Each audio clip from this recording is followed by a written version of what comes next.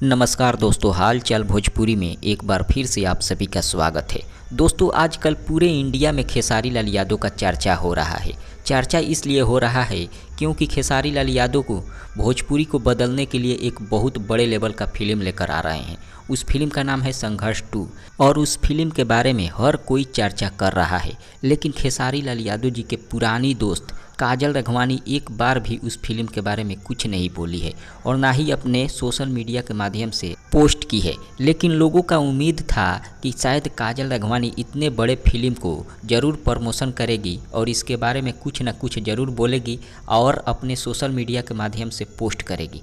लेकिन ऐसा नहीं हुआ क्योंकि लोग इसलिए उम्मीद लगा कर बैठे थे।